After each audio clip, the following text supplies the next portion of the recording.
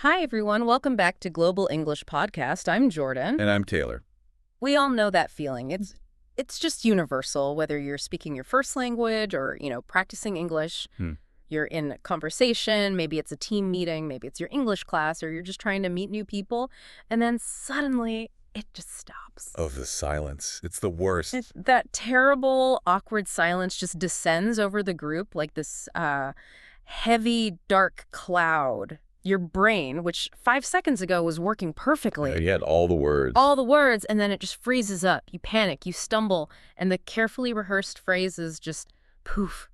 They vanish into thin air. It's the worst internal feeling, isn't it? Yeah. That moment where your focus shifts entirely inward. You feel like you've, I don't know, lost your entire personality. Yes. And the only thing you can think about is, do they think I'm unintelligent? Am I taking too long to speak? You can barely remember your own name, let alone, something normal to talk about to keep the flow going. Exactly. And that common frustrating struggle is what we are diving into today. This deep dive is so important because we are moving way beyond just giving you a list of new vocabulary. We are tackling the psychology that causes that freeze. Our sources today are fantastic, covering everything from cutting-edge academic research on anxiety and self-doubt to really practical, low-stakes classroom icebreakers and even high-impact professional active listening strategies. Our mission here is really clear. We're looking for fail-safe, repeatable ways to start, maintain, and end conversations gracefully, no matter what the topic is. We want to help you build realness and genuine connection in English. It's all about connection, not performance. Exactly. The goal is connection. We want you to feel comfortable and authentic, not just, technically perfect. This is essential knowledge whether you are studying English, leading a multinational team, or just trying to make new friends and build your confidence. The insights we're sharing will help you break that panic cycle. Yeah, they really will. So before we jump into the deep psychology of why we freeze, please take a moment right now to subscribe to the Global English Podcast and like this deep dive. It helps us bring you more of the practical, real-world tools you need. Okay, so let's start right at the root of the problem. Why do we, as language learners, often panic when we have to speak a new language? Right. We know that speaking difficulty isn't just about missing a grammar rule or, running out of vocabulary. So often it's purely psychological. That is absolutely the truth. The core issue for so many learners, and this is a well-documented academic phenomenon, is something called foreign language anxiety, or FLA for short. FLA, okay. It's not just general shyness. It's a really specific fear, this worry and nervousness you feel when you know you have to speak or even just understand the target language. And what does that anxiety, that FLA, lead to in the classroom? Unfortunately, it leads directly to avoidance. When students experience high FLA, they become reluctant to speak or they just refuse to try anything challenging. Which, of course, means slower progress. It guarantees slower progress because you never put the language into practice. It's a devastating negative feedback loop, right? You worry intensely about making a mistake, so you avoid speaking. And because you avoid speaking, you never improve, which just confirms your fear and makes you worry even more the next time. How do we break that cycle? Well, our sources highlighted a fascinating, a quasi-experimental study that investigated a technique called contracting speaking. Contracting speaking, that sounds really formal, maybe even a little scary. It does.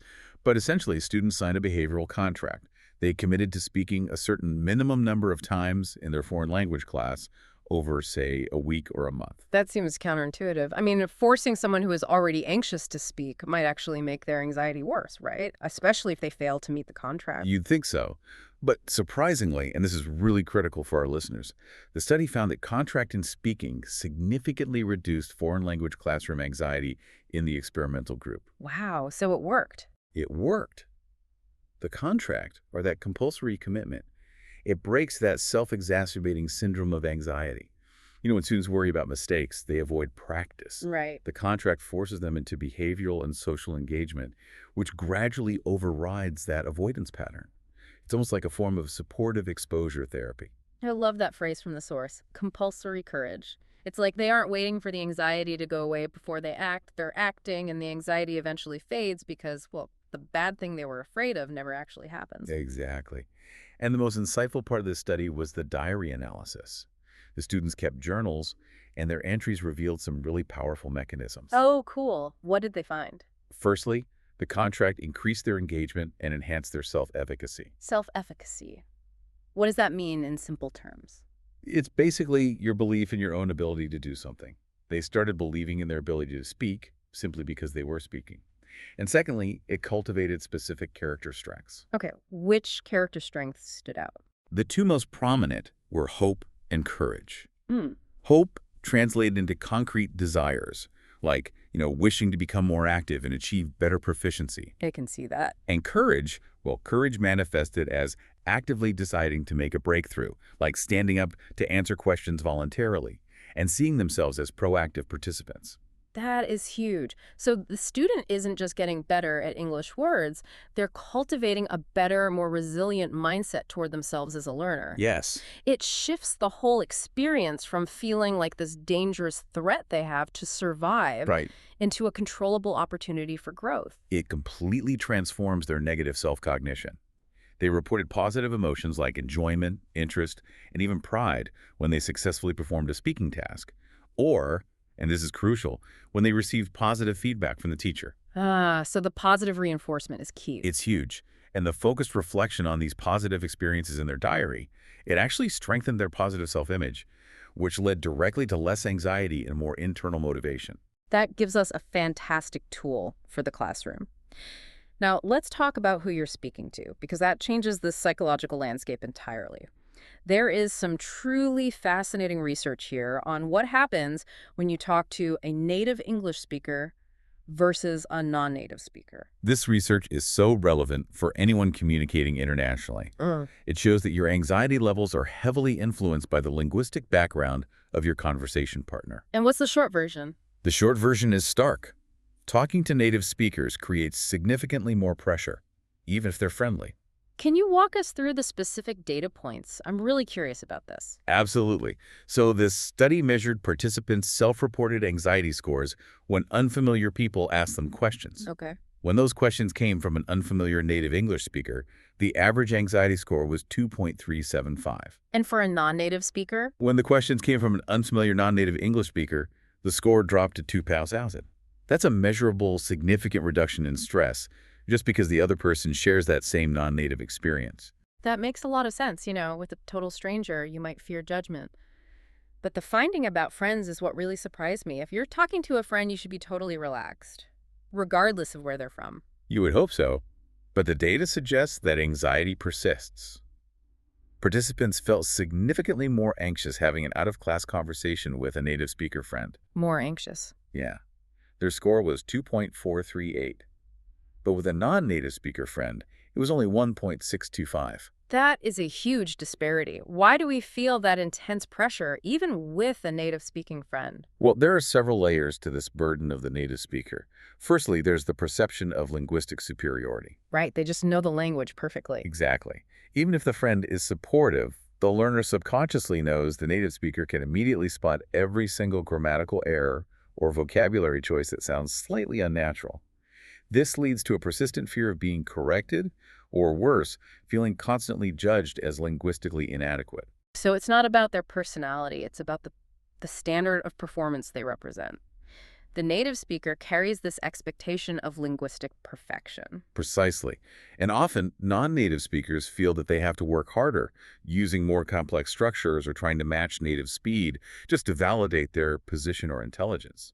And this pressure to perform leads directly to the core conflict in communication, which is our next point. Right. We often confuse the purpose of conversation. There is this fundamental conflict. Are you trying to impress others, or are you trying to connect with them? When people constantly try to impress others, their focus is purely on external performance. This behavior, the sources note, is driven by internal insecurity and shame. Oof. Yeah. They're seeking external validation because they don't trust their own worth. They're constantly creating this shiny, curated image what the source calls self-inflation instead of engaging authentically. Self-inflation sounds exhausting. It's like constantly blowing air into a balloon that has a tiny leak. You have to keep chasing that next compliment just to quiet that inner voice whispering, "You aren't good enough." It is exhausting, and it's also inherently untrustworthy because your focus is on controlling perception, not on forming a genuine two-way connection. The source had a great quote about that. It did. True confidence is organic. It just exists, born from mastery and self-acceptance, and it doesn't need a spotlight. Performance, by contrast, is contrived. It's driven by this desperate need for others to see you in a specific, perfect light. And this translates perfectly into the language learning environment. Yeah. What are the two types of goal orientation we see? Well, we see the performance goal orientation, or PGO, where the learner is focused on external things. The grade, appearing competent or actively avoiding looking incompetent. They're afraid to fail. They are terrified of it. They shy away from challenges because failure threatens their image. But then you have the mastery goal orientation, or MGO, which is often considered the gold standard of motivation for sustained success. Okay, so what defines the mastery goal? Mastery goals focus on achievement based on interpersonal standards. This is the critical difference. You are focused on learning from your own mistakes and tracking your personal improvement over time. Instead of comparing yourself to the person next to you. Exactly. Mastery-oriented learners are intrinsically motivated, they embrace risks, and they actively seek out help and challenges because they see those as data points, not as judgments on their character.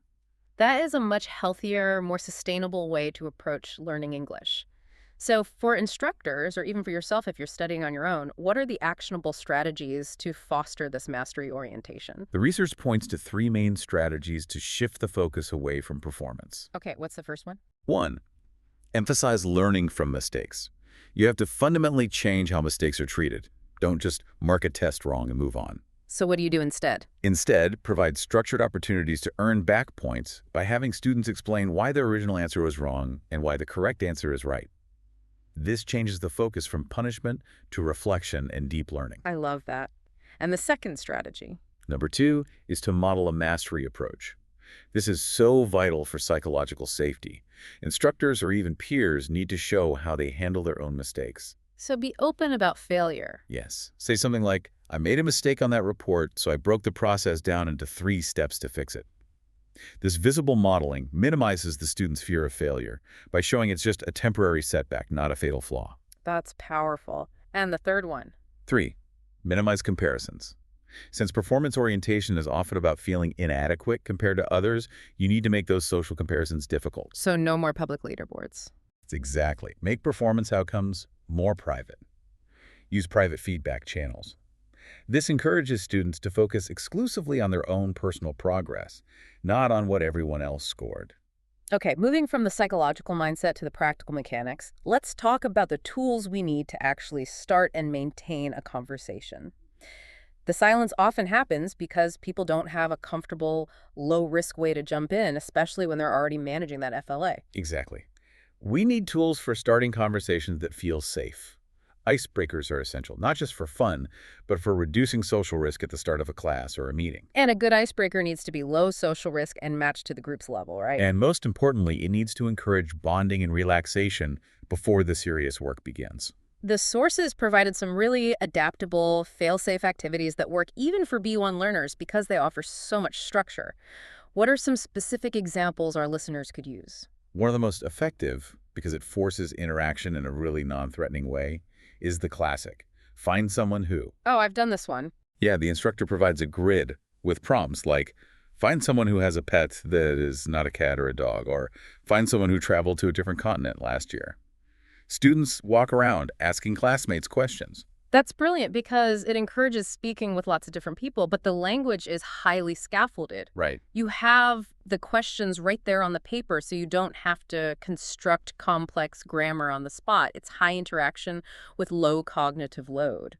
Another great one that incorporates physical movement, which is scientifically proven to reduce tension, is 4 corners. How does that work?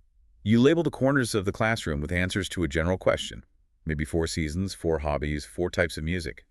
Students move to the corner that matches their answer and then discuss their choice in a small, self-selected group. I like that. The movement reduces that static pressure of just sitting there, and the small group is way less intimidating than speaking to the whole class. For sure. And for any proficiency level, the picture prompts activity is fantastic because it provides visual differentiation. You just display an interesting visual, a complex street scene, an abstract image, and ask students to describe what they see or make predictions. Visuals help everyone, especially beginners, because they provide concrete context. They stop your mind from freezing because there's a specific, tangible thing to describe. You can easily scaffold this with sentence frames like, I see a woman who looks east, or maybe they are because a seat. And finally, for team bonding in a professional or university setting, the sources suggested team trivia. Yeah, this one is great. You ask group members to submit one or two interesting trivia questions about themselves: least favorite food, first job, secret talents. Then you quiz the group. That builds deeper connections because you are learning genuine personal facts about people in a lighthearted way. Exactly. The goal of all these openers is just to establish a safe stage for communication. But once you're comfortable enough to ask that first question, you need to know how to keep the conversation moving beyond that basic exchange. Right. If you use a standard closed opener like, did you have a good weekend? And they say, yes, fine. The conversation is just dead. It's over. We need to shift away from those closed questions and embrace the power of open-ended questions. Open-ended questions are absolutely essential because they gather meaningful information that simple yes-no questions just can't. The difference is the structure. An open-ended question is phrased to give people space to share their full thoughts, their context, their feelings, and their motivation. The why behind their answer. The why. It pushes the respondent to think critically and elaborate, giving us much richer, deeper data. Can you give us a clear comparison, like a before and after? Sure, let's use a work scenario. Instead of asking a colleague, are you satisfied with the progress on the project? Which is a yes-no question. Right. Instead, you ask, what aspects of the current process are presenting the biggest challenge for you right now? That forces them to share valuable insights about problems or risks. I see. Or in an interview, instead of asking about qualifications, which are on the resume anyway, You ask, tell me about a time you experienced a significant failure in a team environment and what you learned from it. that reveals their problem-solving ability, their emotional resilience, their growth mindset. All crucial traits a simple yes or no could never reveal. And timing is everything here. If someone expresses frustration, that's the perfect moment to ask an open-ended question like, what specifically about this new structure is frustrating for you? They'll be more willing to elaborate. Now for the quick tip that challenges the very definition of a good conversationalist. Less questions, more statements about yourself. When I first read that, I was like, wait, shouldn't a good conversationalist ask lots of questions to show interest? That's the common yet flawed misconception. If you just keep asking questions one after He another, is like an interrogation. exactly, it makes the other person feel defensive or pressured. You need to contribute equally to the conversation. So instead of leading with a question and putting the burden on them, you lead with a statement that invites a response. Give us that travel example again. Okay, so instead of immediately asking, what countries have you traveled to recently? You make a statement about yourself first. Like what? Something like, I went to India and Belgium last year. I love visiting countries with great food. Then you pause. You just wait for their response. Ah, I see the psychological effect there. Because you shared something relevant about yourself first, the other person feels more at ease. It's the law of reciprocity. Exactly. You've introduced the topic of travel without putting all the pressure on the listener to perform. It sets a comfortable shared topic, and it makes the conversation flow much more smoothly. Okay. We've established the right mindset, we've talked about breaking the anxiety cycle, and we've learned how to start the flow. But how do we sustain and deepen that connection? The critical answer is active listening, and this is where I think LT speakers face a unique, massive challenge. This is arguably the most critical section for our audience. For non-native speakers, listening is just inherently complicated because of the cognitive load. You often look like you're listening. You're nodding, making eye contact. Right. But in reality, only about 25% of your brain is actually processing what the speaker is saying. So what is the other 75% of the brain doing? The other 75% is frantically planning your perfect, grammatically complex response. Oh, I've been there. We all have. You're translating their ideas, searching for high-level vocabulary, constructing an impressive sentence, and trying to predict where the conversation will go all at the same time. That's definitely not active listening. If your energy is focused on planning what you want to say, you inevitably miss the nonverbal cues, the subtle changes in their tone, and the depth of their actual message. You're listening to reply, not listening to understand. So what's the solution? The solution requires a massive, uncomfortable, but necessary shift in self-trust. You have to consciously trust that you can respond effectively in the moment with the language you already have. That's a leap of faith. It is, but that act of faith frees up your cognitive energy to truly engage, to observe body language, and to respond based on your expertise and the conversation at hand, not your anxiety about language performance. I know why people rush to respond quickly, though, especially in high-stakes professional settings. It's that insecurity trap we talked about earlier. Yes, non-native speakers often rush because they're trying to prove their competence. They worry that if they pause for too long, or if they make a mistake in English, their colleagues will doubt their professional judgment. They feel they have to use complicated English to sound authoritative. But that is a profound error in focus. The advice from the experts is so simple and so powerful. Your English is good enough. Say that again? Your English is good enough. Stop trying to prove yourself through English complexity. Prove your worth through your actual work, your expertise, and the clarity of your message. In fact, a lot of successful global communicators aim for simple, precise communication. Verbose, heavy structures just slow things down. Exactly. Clear, simplified English lets your expertise shine instantly. Focus on the message, not the mastery of the subjunctive mood. Okay, let's get tactical. If we make this shift, how do we structure our listening to make the other person feel truly heard? Our sources outline a structured framework with 6 critical steps. This is how we turn passive hearing into active engagement. Step 1 is pay attention. The foundation. It is. And it means being fully present. Silence your phone, close your laptop, commit to the interaction, and crucially, practice wait time. Don't rush to finish their sentences or jump in the second they pause. Let there be silence. Let there be silence. Allow them to gather their next thought. Second step, withhold judgment. This is about emotional discipline. Keep an open mind and resist the urge to immediately argue or offer your own opinion. Your goal right now is just to understand. Not to win the argument. Not yet.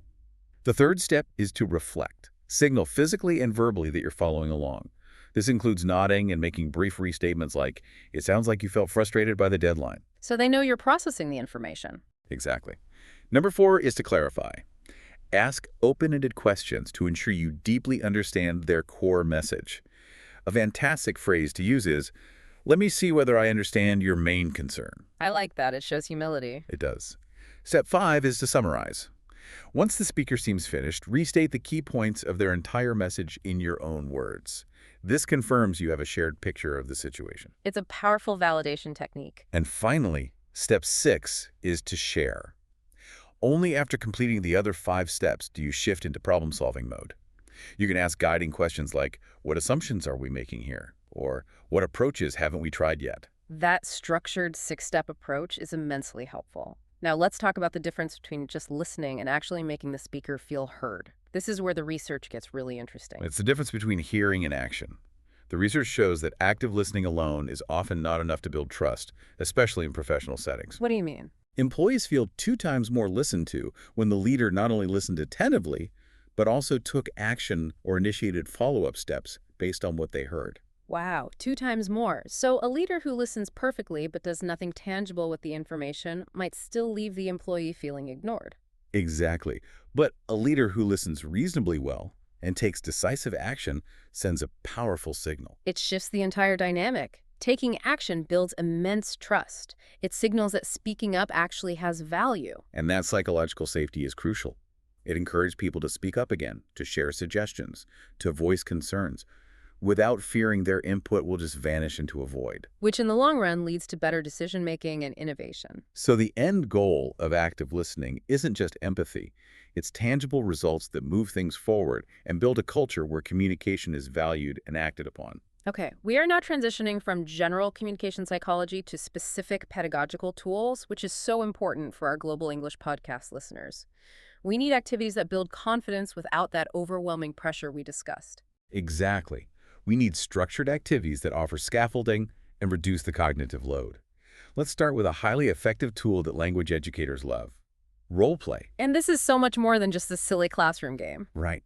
So much more. Role play is a highly engaging, motivating activity specifically proven to enhance speaking skills and confidence. It works because it takes abstract language rules and makes them concrete and applicable in simulated real-life contexts. And specifically, the sources highlight the effectiveness of scripted role play. That sounds a bit counterintuitive. If you're just reading a script, how are you practicing spontaneous conversation? But the script provides essential scaffolding.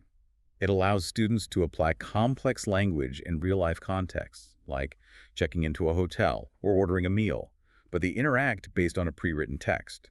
This significantly reduces the immediate cognitive pressure. So they don't have to panic about grammar or vocabulary while also trying to figure out the social dynamics of the situation.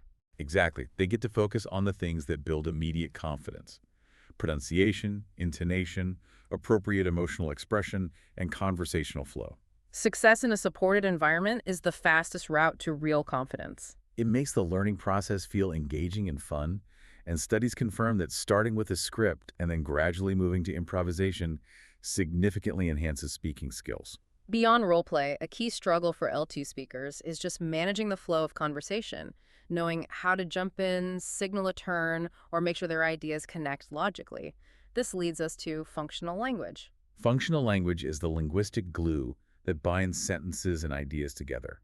For non-native speakers, it is vital because it helps them manage turn-taking, signal coherence, and, buy time when they're struggling to think. These are often called transitional expressions or signposting language. Yes.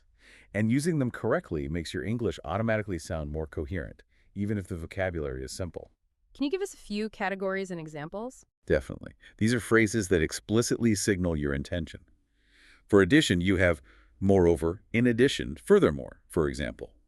The new system is faster. Moreover, it saves us money. Okay. What about for contrast? For contrast, you have, however, although on the other hand, for example. I agree with the budget, however, the timeline concerns me. And cause and effect. For cause and effect, there's consequently, therefore, as a result. For example, sales were lower than expected. Consequently, we must adjust our strategy. And finally, for wrapping things up. For a summary, you can use in brief ultimately to conclude, like ultimately the decision rests with the project manager. Using those is a fantastic shortcut to sounding articulate. What about other low-pressure classroom activities that use this kind of scaffolding? Teachers use simple, high-frequency techniques all the time. One is turn and talk. You ask a complex question, and students quickly share their initial response with a partner for 30 seconds. Low stakes, everyone gets to talk. Another is verbal exit tickets. Before students leave, they have to answer a simple, structured question aloud, like, one new thing I learned today is, Oh, I like that. Reinforces the learning. and there are speaking dice spinners. These physical tools introduce an element of chance and fun.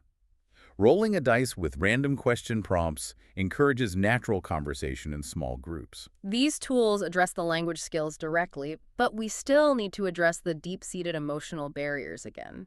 We keep coming back to the psychology. We do. And this leads us to the concept of reframing from neuro-linguistic programming, or NLP. Reframing. It's a powerful psychological technique that helps students fundamentally reinterpret their challenges. We talked earlier about treating mistakes as data. Reframing formalizes that process. It helps students view failure not as a personal indictment that they are bad at English, but as an opportunity for growth. That is a total shift in perception. Instead of, I failed the test, so I'm a bad student, the reframe is, the test showed me exactly which 3 areas I need to focus on next. Precisely. You change the frame around the event, and the research confirms its utility. A short-term, 1-week NLP-based reframing intervention showed significant positive effects. What specifically did the learners report improvements in? They reported improvements in confidence, emotional regulation, meaning they didn't panic as quickly after a mistake in participation, along with a notable decrease in anxiety. By teaching students how to change their perspective, you're helping them build resilience. Okay, we've successfully started the conversation. We've kept it flowing smoothly using active listening. And now comes the hard part for so many people, especially people pleasers. How do we end the conversation without seeming rude? Ending a conversation is essentially drawing a line around your time and energy. It's a necessary assertion of personal limits, and it can feel deeply uncomfortable because we're conditioned to be agreeable. People pleasers especially struggle with this because prioritizing their own need to leave feels like this huge, anxiety-provoking act of selfishness. Right, and I think many of us feel like we need an elaborate excuse. Oh, I suddenly remember I have to feed my invisible goldfish at exactly 3:00 p.m. Exactly. But while an excuse is often expected, the goal should be polite directness, not elaborate fiction. You need to make your intent clear, using both verbal and, crucially, nonverbal cues. Let's start with the silent language. What nonverbal cues can we use to signal that the conversation is wrapping up? You can start signaling about 30 seconds before you speak. If you're sitting, you can start gathering your things or shift your body slightly toward the door. And if you're standing? In a networking context, slowing down your movement or casually extending a hand for a handshake is a very strong universal signal that says this is concluding. Now for the clear language, what are some fail-safe, polite phrases for ending a casual chat that feel gracious but firm? The key is to be appreciative of the time spent while being direct about your need to move on. And offering a future connection really softens the boundary. Give me an example. It's been genuinely great catching up with you. I got to take off now, but I hope to talk soon. Or, hey, I've got to run to my next task. Thanks so much for the chat. Talk to you later. And if the person is very talkative? You can gently set a time boundary. I've really enjoyed this conversation, but I need to start getting ready for my next meeting. Let's catch up properly next week. Those are great because they honor the time spent, but assert the boundary. What about in a more professional setting, like a meeting or a networking event? In professional settings, efficiency and respect for time are key. You need to be firm but respectful. Like what? Thank you so much for the insightful discussion. I should probably check in with the host before I leave. Please excuse me. A polite networking exit. I like it. Or, I hate to cut this short, but I need to make sure I'm prepared for my next presentation. I'm glad we had a chance to connect.